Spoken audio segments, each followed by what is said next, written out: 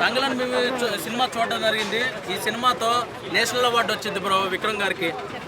Already చెప్పారు విక్రమ్ గారికి ఈ సినిమాతో నేషనల్ అవార్డు వచ్చింది. ఆయన క్యారెక్టర్ అవ్వచ్చు, ఆయన గెటప్ అవ్వచ్చు, ఆయన యాక్టింగ్ అవ్వచ్చు, మొత్తము అప్పుడెప్పుడో మనం శివపుత్రుడు సినిమాతో నేషనల్ అవార్డు వచ్చింది దానికి. అలాగే ఈ సినిమాకి తంగలన్ సినిమాకి కూడా నేషనల్ అవార్డు వచ్చింది. ఈ సినిమాలో మెయిన్ ఏదన్నా ఉందంటే అది విక్రమ్ గారి క్యారెక్టరే. విక్రమ్ గారి క్యారెక్టర్, ఆయన గెటప్, ఆయన యాక్టింగ్ మొత్తం చించేశారు. నెక్స్ట్ డైరెక్టర్ గురించి చెప్పాలి. డైరెక్టర్ స్టోరీ చాలా బాగా రాసుకున్నాడు.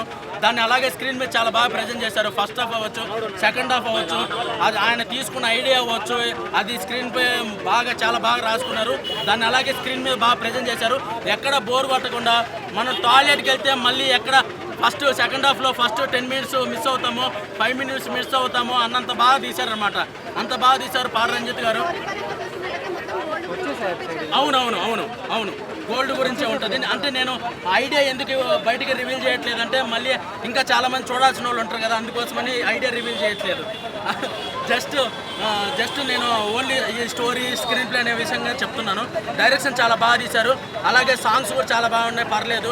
అంటే మిగతా చాలా అన్నీ బాగానే ఉన్నాయి. ఫైట్లు అయితే అద్భుతంగా ఉన్నాయి అనమాట. ఈ ఫైట్లు అయితే చాలా, ఇప్పుడు తమిళ సినిమాల్లో ఎక్కువ ఫైట్లు ఎలా ఉంటాయంటే రియలిస్టిక్గా రస్టిక్గా ఉంటాయి అన్నమాట. అదే తమిళ్ ఫ్లేవరు, అది మొత్తం రియలిస్టిక్గా రస్టిక్గా చాలా బాగుంది. ఒక రకంగా చెప్పాలంటే ఈ సినిమా గ్యారెంటీ మన తెలుగులో గ్యారెంటీ ఒక 50 కోట్లు సంపాదిస్తుంది అనుకుంటున్నాను.